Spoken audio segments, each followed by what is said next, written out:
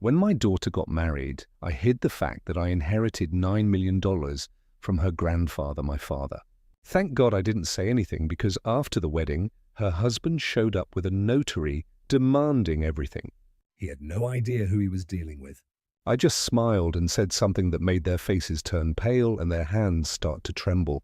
Before we continue, please subscribe to the channel and let us know where you're listening in the comments. I stood in the middle of my living room, the winter chills seeping through the windows of our modest Sioux City home as Jenny faced me with fire in her eyes.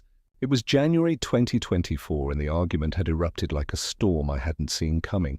She clutched a mock wedding invitation in her hand, the glossy paper crumpling under her grip. "Dad, I'm marrying Eric whether you like it or not," she shouted, her voice cracking with defiance. I paced the worn carpet, my fists clenched at my sides. How had we gotten here? Just weeks ago, at that awkward family dinner, Eric had belittled my old engineering job, calling it quaint with a smirk that made my blood boil. I kept quiet then for her sake. But now, Jenny, he's arrogant, self-centered. I've seen how he treats people, like that text he sent you last month, dismissing your ideas as cute. He's not right for you. She threw the invitation onto the coffee table where it skidded and knocked over a framed photo of us three, me, Jenny, and her late mother from happier times. The glass cracked on impact, a sharp sound that mirrored the fracture in my heart. You're just jealous because I'm finally happy. Mum's been gone for 15 years, Dad. You raised me alone, but I need my own life now. Eric loves me. He proposed on that trip to the lakes. Remember, stay out of it. I gripped the edge of the kitchen table, my knuckles whitening against the wood. Memories flooded in unbidden. Jenny, as a little girl, after her mother's accident, clinging to me during those endless nights. My father, her grandfather, had stepped in then, taking us on fishing trips to the Missouri River, teaching her chess in his cozy den, always whispering advice about spotting users in life. He died just 2 months ago at 80, leaving me that staggering inheritance, $9 million from his savvy investments. I'd planned to tell Jenny eventually, but now, with this rushed engagement, no, something felt off.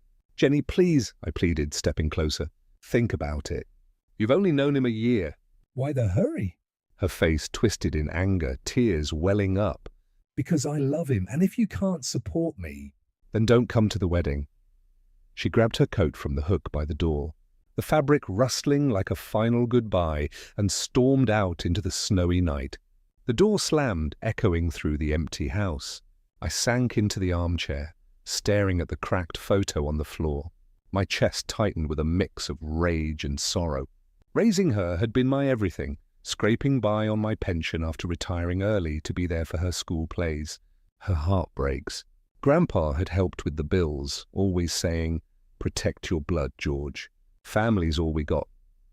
And now this Eric, with his flashy real estate job and that condescending mother of his, Caitlin, who eyed our home like it was beneath her. I picked up the photo, brushing off the shards. Maybe I was wrong. Maybe he was just ambitious. But deep down, a knot formed in my gut. Jenny's words stung, but I couldn't let her walk into a trap. The inheritance papers sat in my desk drawer, untouched since the lawyer's call. Thank God I hadn't mentioned it yet. If Eric knew, no, I'd keep it hidden for her safety for now. As the hours ticked by, the house grew colder, the furnace humming futilely against the Iowa winter. I paced again, replaying the fight, until finally I reached for my phone on the side table. The phone felt heavy in my hand as I dialed Jenny's number, the screen glowing in the dim light of the living room. It rang twice before she picked up, her voice tentative. "Dad, it's late." "I know," I said, leaning against the wall where family photos hung like silent witnesses. I couldn't sleep. Jenny, I'm sorry I overreacted. "If Eric makes you happy, then I'll be there for the wedding." There was a pause, then a soft exhale. "Really? Oh, Dad, thank you." I didn't mean to hurt you. "It's just everything's moving so fast, but it's right. You'll see." We talked for a bit, her excitement bubbling through the line as she described the venue, a charming hall in downtown Sioux City, with views of the river thawing in early spring. I forced a smile into my voice, but inside, doubts lingered. After hanging up, I walked to my study, the floorboards creaking underfoot. The desk drawer slid open with a whisper, revealing the envelope from the lawyer. Estate of Harold Sanders, $9 million. I sealed it in a lockbox and pushed it to the back of the closet, bearing the secret like a time capsule.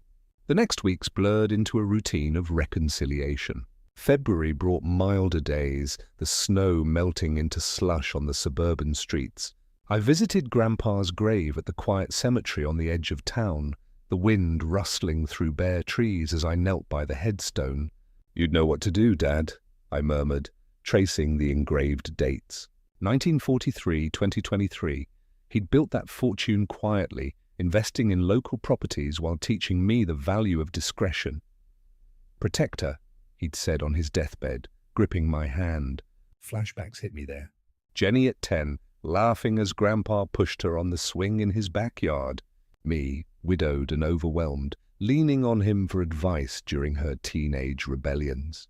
Back home, I threw myself into wedding preparations to bridge the gap.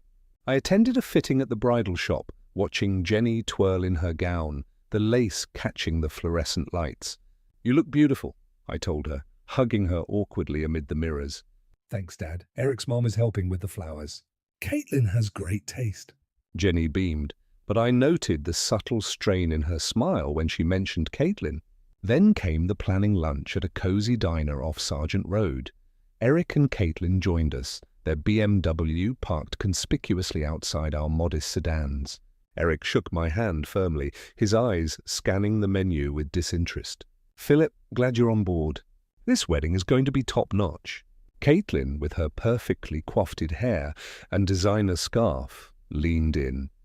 "Yes, we're sparing no expense. Jenny deserves the best."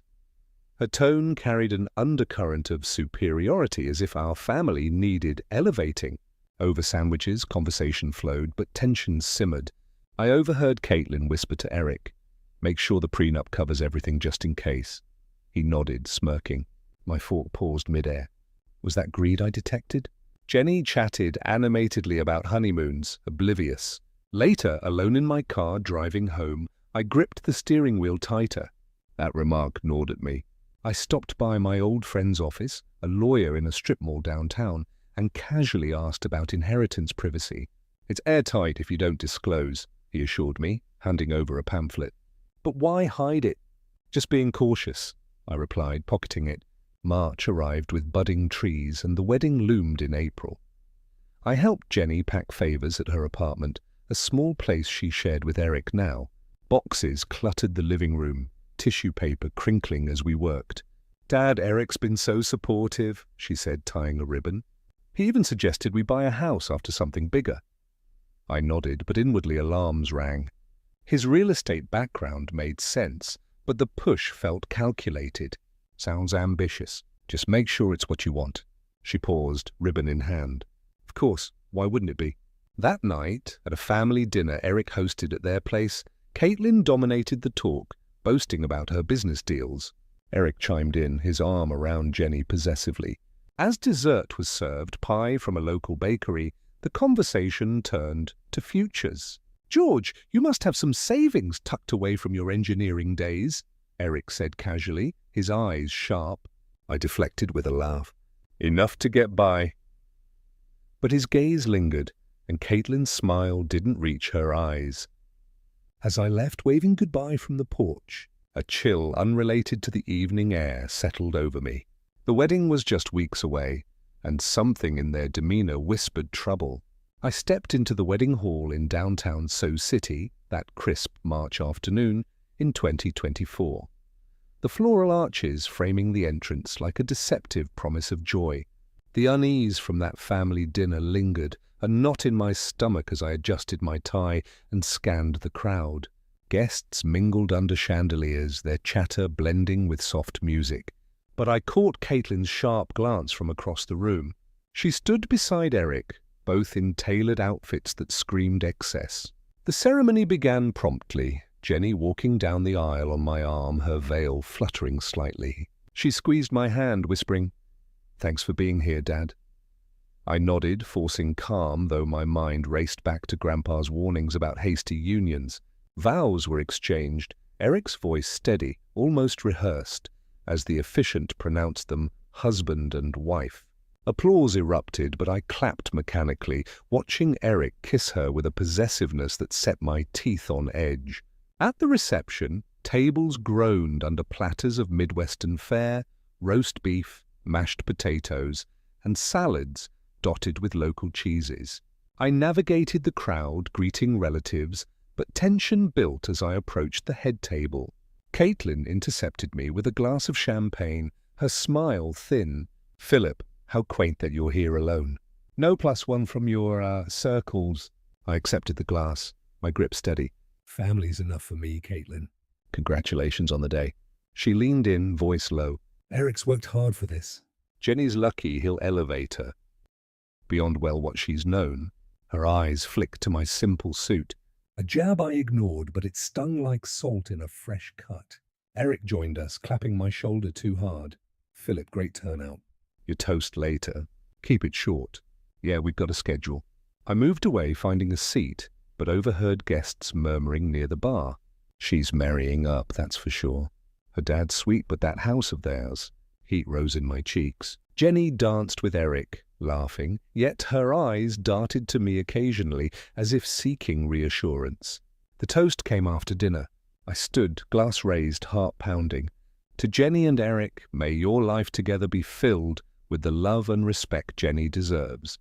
She's my world, and I trust you'll cherish her as such." Murmurs of agreement followed, but Eric chuckled into his microphone next. "Thanks, Phil. Appreciate the sentiment. And hey, with my deals closing soon, we'll have plenty to cherish." Houses, trips, the works, no more scraping by. Laughter rippled, but it felt pointed like a veiled insult to my modest life. Caitlin added from her seat, "Indeed, progress is everything." Jenny shot me an apologetic look, but didn't intervene. I sat down, fists under the table, vowing silently to stay vigilant. This wasn't just arrogance, a wire of calculation. As the night wore on, we cut the cake, a towering confection with intricate icing that contrasted the bitterness rising in me. I danced with Jenny briefly, her head on my shoulder. "Dad, ignore them. They're just excited." "Excited about what exactly?" I asked softly, spinning her gently. She hesitated, then smiled. "Our future, it's bright." But as the band played on, I caught Eric whispering to Caitlin, their heads close, gesturing animatedly. What were they plotting?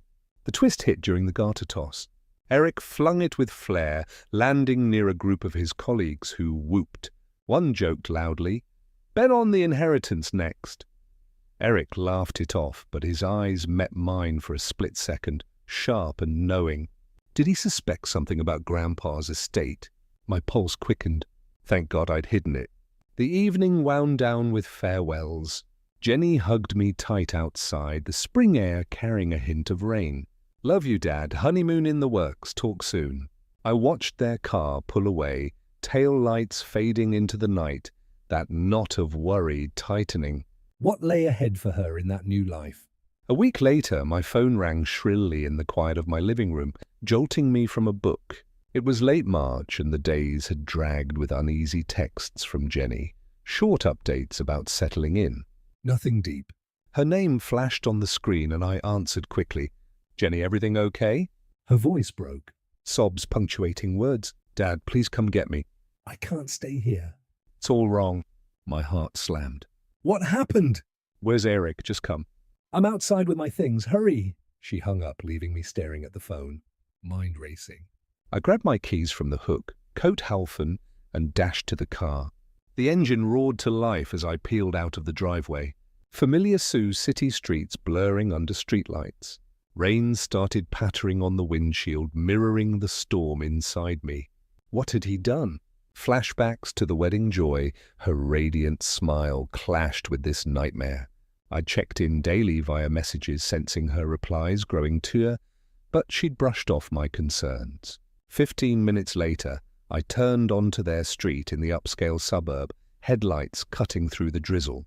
Jenny stood on the porch, 2 suitcases at her feet, hair plastered to her face, shoulders shaking, no lights on inside. The house loomed dark and empty. I jumped out, rain soaking my shirt as I rushed to her. Jenny, get in the car. Let's get your bags. She threw her arms around me, burying her face in my shoulder. Dad, thank you. They're not home. Out with his mum, probably celebrating whatever scheme they've got.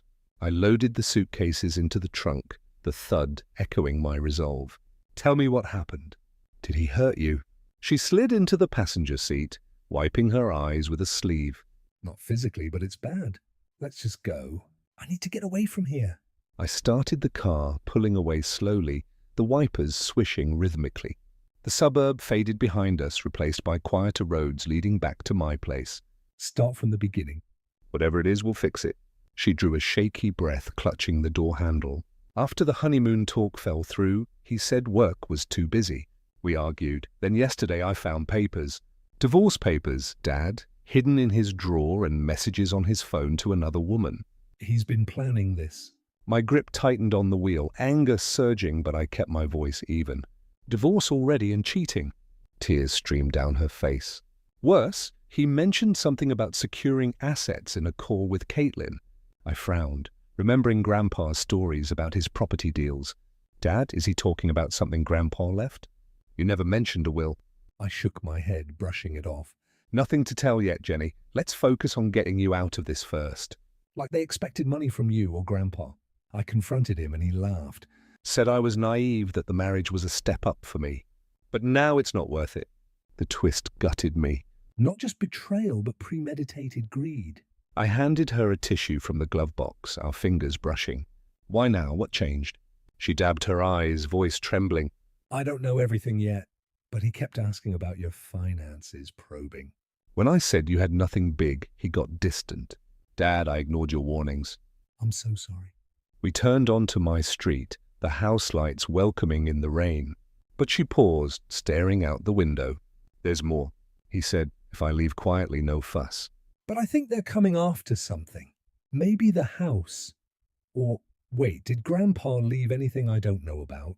I glanced at her, the question hanging heavy as we approached the driveway.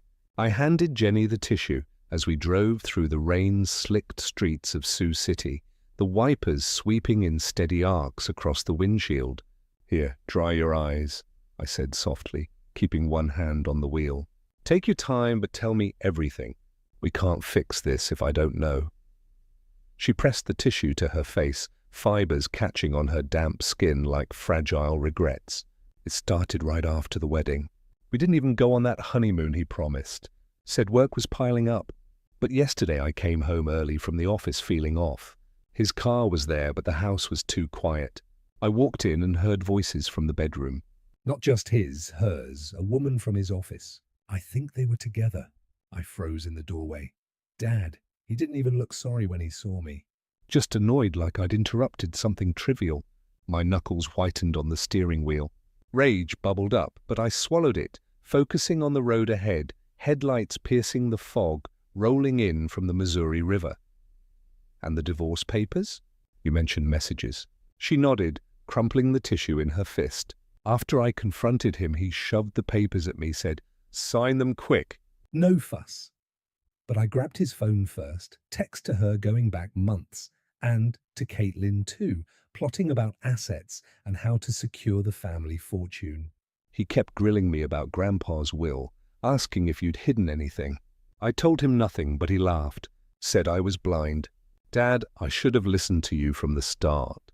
Your warnings at that dinner, I defended him, but deep down I saw the red flags like that text I ignored before the wedding.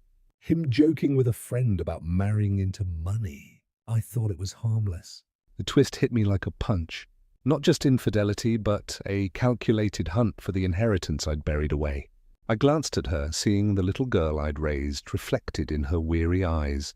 Memories surfaced unbidden, kneeling at Grandpa's grave last month, vowing to shield her as he'd shielded us, his hand steady on my shoulder during those lean years after her mother's death. This isn't your fault, Jenny. He's the deceiver. We'll handle it. Lawyers, whatever it takes. You're safe now. She slipped off her wedding ring, dropping it into the cup holder with a soft clink. I feel so stupid. Rushed into it all for what? Independence? Love? It was a lie. We turned onto my street, the familiar houses blurring in the downpour. I pulled into the driveway, killing the engine. Come inside. We'll get you settled, then talk more. As she gathered her things, a distant rumble echoed, not thunder, but an approaching car, headlights cutting through the rain like accusatory beams. The car screeched to a halt at the curb, gravel spraying under tires, and Eric jumped out, his face twisted in fury under the street lamp's harsh glow.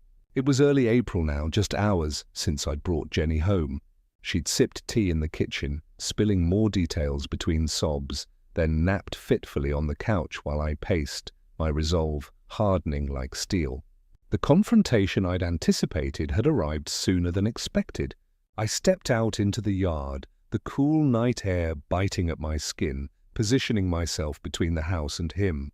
Eric, turn around and leave. She's not going anywhere with you. He slammed his door, striding forward, fists baldled. Where is she? Jenny, get out here. This isn't over. His voice boomed, echoing off the neighbors' homes. A few porch lights flickering on in response.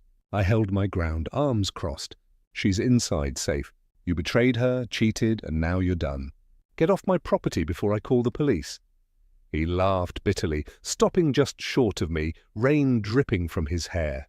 Safe from what? Her own choices. She signed up for this marriage. And you hiding whatever scraps you have. Caitlin knows people. We'll drag this out. Take what's ours. You think you're protecting her? You're just delaying the inevitable. The taunt fueled my defiance, flashing back to the wedding reception, his smug toast about progress. Caitlin's condescending nods. They'd underestimated me then and now. Threats won't work. Leave or I'll make that call. Jenny wants nothing from you except freedom. From the window, I caught Jenny peeking out, her hand at the curtain, eyes wide. Eric glanced her way, his expression softening falsely. Jenny, baby, come on. We can talk this through. Your dad's filling your head with nonsense. She didn't move, and I stepped forward, voice low and firm. She's done talking. Go. He hovered a moment longer, the twist coming as he sneered. Fine, but I know more than you think about that old man's money. Caitlin's already on it.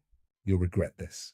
He spun on his heel, yanking open his car door with a metallic groan, and peeled away, tail lights vanishing into the night. I exhaled slowly, the yard silent again, saved for the patter of rain. Locking the front door behind me as I stepped inside, I turned to Jenny, who stood in the hallway, arms wrapped around herself. He's gone now. Let's figure out the divorce papers. We'll get a lawyer first thing tomorrow. She nodded, sinking into a chair at the kitchen table, flipping open the folder she'd brought. Okay, but Dad, what if he really knows about the inheritance? We need a plan. The next day, morning light streamed through the kitchen blinds, casting streaky shadows on the table where Jenny and I sat with hot cups of coffee. After Eric's tumultuous departure, the air in our house still hummed with unresolved tension. Jenny absent-mindedly stirred her coffee, her eyes red from a restless night. We can't wait, Dad. These papers he gave me are full of requirements. I have to file the papers first. Make it official. I nodded, setting down my mug with a soft clink. The steam rose like a veil between us. You're right. Let's gather what we need. Marriage certificate, IDs, any joint accounts. I'll drive us to the lawyer's office downtown. Old friend of mine, reliable. We rose together, moving through the house with purposeful steps. I pulled open the hall closet, rifling through a box of important documents, my fingers brushing the faded edges of her birth certificate and our old family photos. Jenny joined me, stacking papers on the table. Her driver's license, the wedding license we'd signed just weeks ago, now a bitter artifact. She paused over a snapshot from the reception. Her in that gown, Eric grinning beside her. Her hand trembled slightly before she tucked it away. I can't believe how blind I was, but no more. We bundled everything into a folder, the pages rustling like dry leaves, and headed out. The car doors thudded shut, and I started the engine, navigating the spring traffic along the Missouri River bluffs. Jenny stared out the window, the budding trees blurring past. What if he fights dirty? He mentioned assets again last night in his text. Keeps assuming we're broke? We'll cross that when we come, I said, merging onto the main road. The hum of tires on pavement steadied my thoughts, reminding me of drives with Grandpa, his voice cautioning against haste. Flashbacks flickered, Eric's wedding toast, boasting about deals and progress, his eyes glinting with unspoken ambition. I dismissed it then, but now it fueled my weariness. We arrived at the lawyer's office in a modest downtown building, the parking lot half full with sedans like ours.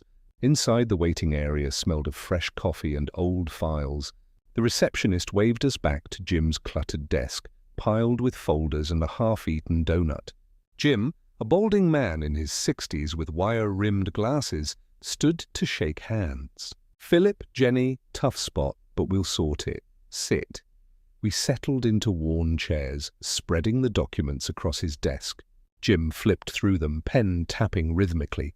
"Grounds for divorce, infidelity from what you described. We've got texts as evidence. Good, we'll file for dissolution today." Aim for uncontested, but prepare for pushback. Jenny leaned forward, voice firm. "He cheated." Lied about everything. I won out clean. No alimony games? Jim nodded, pulling forms from a drawer. "Smart. Sign here." Initial there. "We'll petition the court. Hearing in a few weeks." As we worked, my phone buzzed on the desk, vibrating insistently. Eric's name flashed. I glanced at Jenny, who tensed, shoulders hunching. Answer it. Let's hear what he says. I hit accept, putting it on speaker. "What do you want, Eric?" His voice crackled through, edged with venom. "You think you're clever filing already?" Caitlin heard from a mutual friend. "Jenny's at a lawyer's. Listen, old man, drop this. Sign the papers I gave her, or I'll bury you in court. We know you're hiding something. Debts, maybe. We'll expose it all."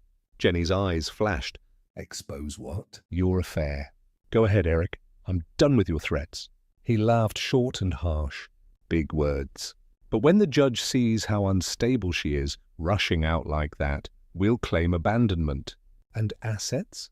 "We'll take the house, the car, whatever scraps you have." Caitlin's got connections. Jim motioned for calm mouthing. "Record this." I kept steady. "Threats won't change facts. Stay away from us." I hung up, the line cutting with a beep. The room fell silent, save for the tick of a wall clock. Jim cleared his throat. "That helps our case. Harassment, I'll note it." We finished signing. The pen scratching finality onto paper. Jenny exhaled, a weight lifting slightly. Feels like a start. Back in the car, driving home through lighter traffic. I replayed his words. Hiding something. He was fishing but close. Thank God for the lockbox in my closet, the inheritance untouched. As we pulled into the driveway, my phone dinged again. A message from Eric. "Sue, if you want, we'll win." You have no idea what's coming. I stared at the screen, the words glowing like a challenge, my mind already turning to deeper protections. A few days later, the phone rang again while I paced the living room, the afternoon sun slanting through the windows onto the worn rug. We'd spent the week in uneasy limbo, Jenny back at her job, me researching divorce basics online late into the nights, the screen's blue glow etching lines of determination on my face. Eric's voice burst through when I answered, smug and amplified. "Philip, you should have listened. I've got the best lawyers money can buy. Top firm in Omaha, they'll rip through your little filing. Jenny thinks she can walk away? We'll claim everything, assuming your Poverty Act is just that, an act." I gripped the phone tighter, standing by the window where curtains fluttered in a breeze. "Boast all you want, Eric. The truth's on our side." He chuckled low and mocking. "Truth? Like how Jenny's the one who bolted. Caitlin's already chatting with friends. Words out she had cold feet. Maybe even strayed first. People talk in this town." The line went dead, leaving a hollow echo. I set the phone down, heart thudding. Rumors, clever poison. That evening, a hesitant knock sounded at the door during dinner. Jenny paused, fork midair. Who now? It was Mrs. Ellis from next door, her grey hair pinned back, holding a casserole dish like a peace offering. "Philip, dear, I heard well whispers at the bridge club. Caitlin's saying Jenny left Eric over nothing, that she's unstable. Even hinted at an affair on her side. I don't believe it, but thought you should know." Jenny joined me at the door, face paling. That's a lie. "She's twisting it to make me look bad." Mrs. Ellis nodded sympathetically. I figured, but it's spreading. Saw it on the neighborhood Facebook group, too. She handed over the dish, the ceramic warm against my palms, and shuffled away. We closed the door, the lock clicking into place. Jenny paced now, arms crossed. They're fighting dirty.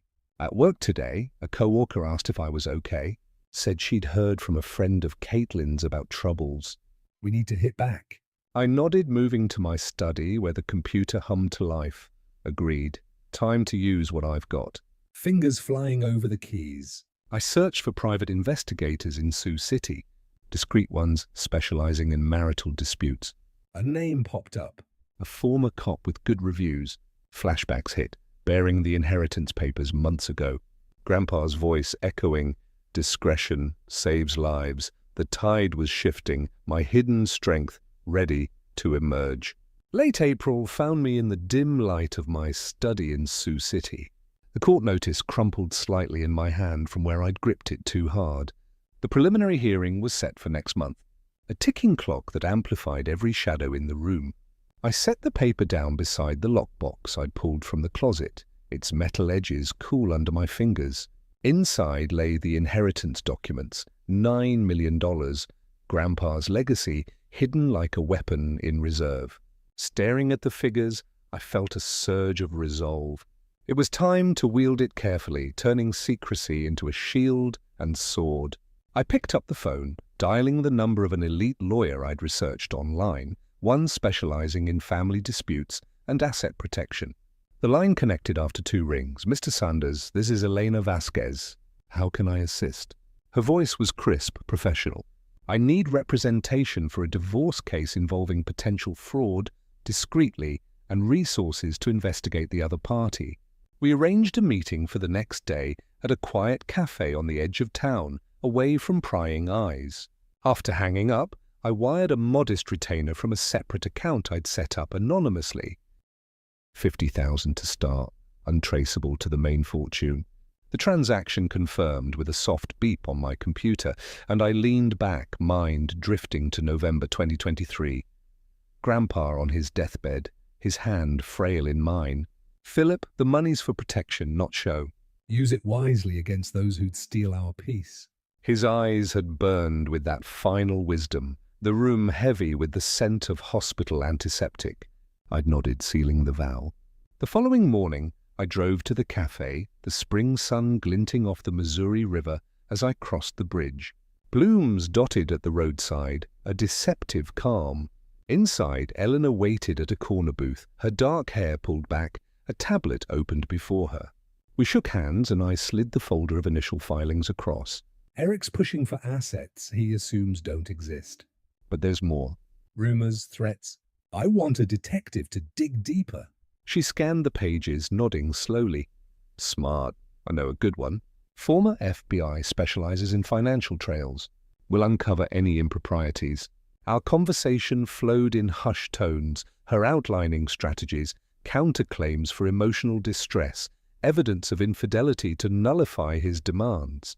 I authorized another wire for the detective, the amount vanishing into digital ether. Weeks blurred as I balanced daily routines, walks along the riverfront to clear my head, where the water's steady flow mirrored my building patience with covert progress. Jenny stayed with me, her job providing structure while we awaited updates. One afternoon in early May, the detective, a burly man named Reyes, met me in a shadowed park bench downtown. He handed over a manila envelope, its seal breaking with a faint rip. Photos, timestamps, Eric's meetings with shady notaries, backdated documents suggesting asset transfers, and Caitlin's involved bank records show bribes. I flipped through the images. Eric in a dimly lit office signing papers with a smirking notary. A twist gripped me. One photo showed him glancing at a file labeled Sanders Estate Inquiry. They were closer than I'd thought, probing public records for Grandpa's will. "This is gold," I murmured. Reyes grunted. "Enough to expose forgery in court. But play it close. Don't tip them off." Elena Nena reviewed it all in our next session at her office. The stack of reports growing on her desk like a fortress. "We'll hold this for the hearing. Let them overextend first." I signed off on more funds, locking the remaining millions away again, a symbolic act of restraint amid the storm. As the hearing approached, I drove to the courthouse for a pre-trial conference, the building's stone facade looming under gathering clouds. Jenny rode with me, her hand on my arm. "We're ready, Dad." We parked and walked up the steps. The weight of files in my briefcase of promise of reckoning. Inside the hallway echoed with footsteps, leading us to the courtroom door, where voices murmured beyond. As we entered the wood-paneled courthouse, early summer light filtered in through the tall windows. More than a year had passed since the wedding months of testimony, delays on Eric's part, and our quiet accumulation of evidence. Jenny and I filled the time with strategy sessions in Elena's office, anxious evenings watching the news, and simple routines like eating dinner together to keep our sanity. Now settled in the hard benches, I watched the trial unfold, my pulse steady but wary. The judge, a stern woman in her 60s, called the case "In Re Dissolution of Marriage, Jenny Sanders versus Eric Harland." Eric sat across the aisle with Caitlin beside him, their lawyer a slick man in a tailored suit. The wife swore in the first witness, the notary, a nervous-looking fellow with thinning hair, who took the stand, fidgeting with his tie. Eric's lawyer approached, voice smooth and probing. "Mr. Clean, describe the document you notarized for Mr. Harland." Cleaner cleared his throat, glancing at Eric. It was a property transfer agreement. Mr. Harland and his wife signed it, granting him rights to family assets. I verified identities, stamped it official. Murmurs rippled through the sparse audience, relatives, a few neighbors. Jenny tensed beside me, whispering, "That's forged. I never signed anything like that." Elena patted her hand, eyes on the stand. Cross-examination came swiftly. Elena rose, heels clicking on the floor. "Mr. Klein, this document dated pre-wedding, yet records show you weren't licensed then. Care to explain?" He shifted, sweat beating on his brow. Must be a mix-up. I remember the signing clearly. Ellen pressed, sliding a photo across. "Our detectives find time-stamped. This you accepting cash from Mrs. Harland days before bribe, perhaps?" Objection flew from their side. Speculative, but the judge overruled, her gaze sharpening. "Answer the question," Klein stammered. "It was a loan, unrelated." The room hushed, the creak of benches amplifying the lie's fragility. Caitlin testified next, her posture rigid, voice dripping condescension. Jenny was unstable from the start. Left abruptly spread rumors about my son. That transfer, she agreed to it verbally. We formalized for protection. Elena countered sharply. "Protection from what?" "Your son's infidelity. We have messages proving otherwise." She presented printouts, the paper rustling as the judge reviewed them. Eric leaned forward during a recess, hissing across the aisle. "Give up, George." "We'll take it all." "House savings." Jenny's word against ours. I met his stare evenly. Words crumble under truth. Flashbacks to the detectives' reports echoed. Bribes traced to Caitlin's accounts. Eric's affairs documented in detail. Back in session, their lawyer paraded a character witness, a colleague smearing Jenny as impulsive. She bolted without reason, probably hiding her own secrets. Jenny squeezed my hand, her resolve shining through. Elena dismantled it with cross questions. "And you witnessed this or heard from Mr. Harland?" The twist landed mid-testimony. Cleaner recalled, faltered under cross-examination. Elena produced a recorded confession obtained legally by our detective, where Cleaner admitted to forging the signature for payment. The judge admitted the recording as evidence, overruling objections from Eric's team, who claimed it was coerced. Klein's silence on the stand spoke volumes. Gasps filled the air, the judge banging for order. Elena turned to the bench. "Your Honor, we have more. Financial trails proving premeditated fraud." She rose with our folder, the room tensing as she approached, papers in hand poised to unravel their web. Elena stepped forward in the Sioux City courtroom that May Day in 2022, her folder of proofs held high like a banner of truth. The judge leaned in, glasses perched on her nose as the gallery held its collective breath. "Your Honor? These exhibits dismantled their claims," Elena declared, voice steady and incisive. She handed over the stack. Detective reports, bank statements tracing bribes, audio transcripts from hidden recordings. The judge flipped through pages, whispering under her fingers. Eric shifted in his seat, face paling, while Caitlin gripped the armrest, her knuckles whitening. Their lawyer jumped up. Objection. Chain of custody unclear. These could be fabricated. Over! The judge snapped, her tone brooking no argument. Proceed, Miss Vasquez. Elena nodded, projecting an audio clip via the courtroom speakers. Klein's voice crackled through. Yeah, I'll backdate it for the right price. Make it look legit. Gasps echoed from the benches. Light from the windows, shifting across shocked faces, illuminating the unraveling deceit. Eric leaned toward Caitlin, whispering urgently, but she shushed him with a sharp glare. I sat beside Jenny, my hand on hers, feeling her pulse race. The clock ticking audibly in the hush. Divorce granted to petitioner. No asset division to respondent. Court costs on Mr. Harland. Balife escort Mr. Klein for questioning. The notary rose shakily, cuffs clicking as security approached. As the session adjourned, I exchanged a glance with Jenny, her eyes shining with vindication, mine with quiet triumph. We gathered our things, stepping into the hallway where echoes of the gavel faded, her hands squeezing my arm in wordless thanks. We walked down the courthouse steps into the late May sunshine of Sioux City, the warmth seeping through our clothes like a bomb after the chill of confrontation. Jenny paused at the bottom, turning to me with a deep breath. Dad, I don't know how we afforded Elena and that detective. You must have scraped every penny. Let me pay you back somehow. I smiled faintly, guiding her toward the car parked across the street. No need, there's more to tell. We slid into the seats, the engine humming to life as I pulled onto the road. Familiar streets rolling by, blooming trees lining the way home, a contrast to the storm we'd weathered. The drive passed in thoughtful silence, her gaze out the window, mine on the horizon. At home, we settled in the living room, the fading light casting golden hues through the curtains. I rose, moving to the study desk where the lockbox waited. Jenny, sit. It's time you knew. She perched on the couch edge, brows furrowed. Knew what? You've already done so much. Raising me alone, fighting this. I unlocked the box with a soft click, pulling out the envelope marked Estate of Harold Sanders. Grandpa left us secure. $9 million from his investments. He passed in late 2023, remember? I hid it after the will reading, sensing trouble with Eric. Her eyes widened, hands flying to her mouth. $9 million. Dad, why keep it secret? We struggled.